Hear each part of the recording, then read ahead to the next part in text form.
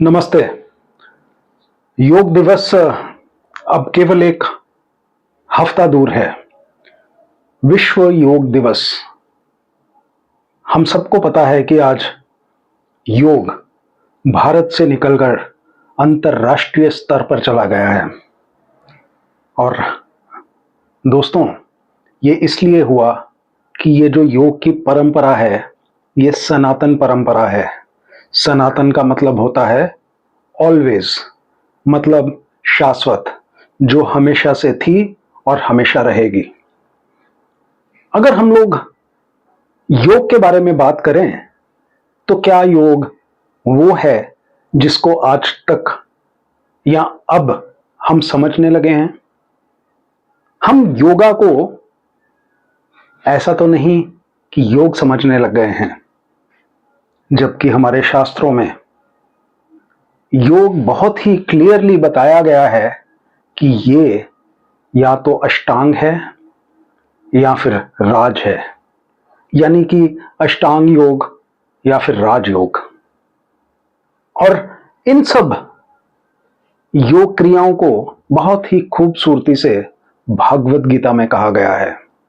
वो भागवत गीता जो भगवानुवाच्य है, भगवान के द्वारा कही हुई और सुनाई गई है।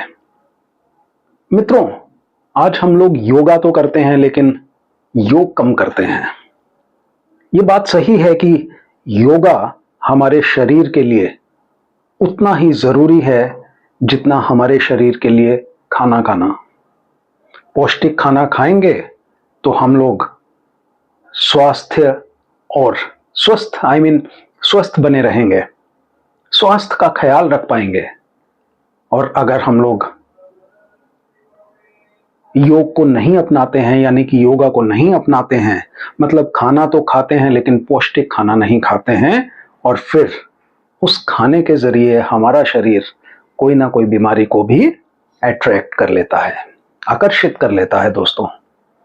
तो आइए हम लोग योग दिवस पर योग के सही मायने समझकर उसको अपनी जिंदगी का हिस्सा बनाएं।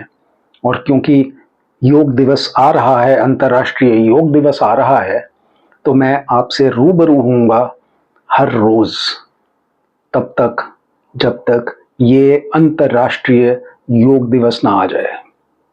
तो मित्रों, हम लोग योग के सही मायने समझेंगे क्योंकि मैंने इस भागवत गीता में बताए हुए प्राचीन राजयोग को अपनाया, और इस राजयोग ने मेरी दिशा और दशा, मेरे जीवन की दिशा और दशा दोनों को बदल दिया। और ये दशा और दिशा इतनी खूबसूरत हो गई कि मैं उस खूबसूरती को अपने आंतरिक स्वमान में और स्वभाव में महसूस करने लग गया दोस्तों।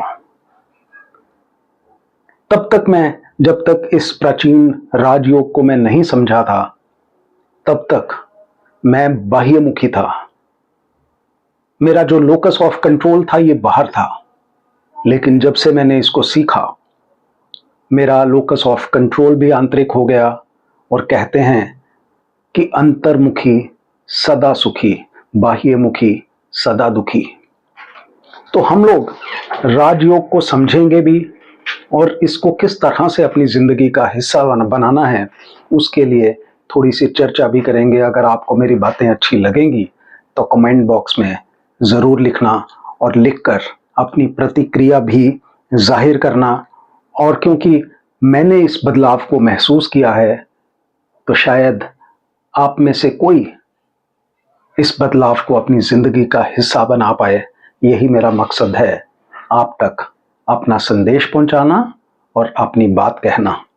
ओम शांति and thank you very much.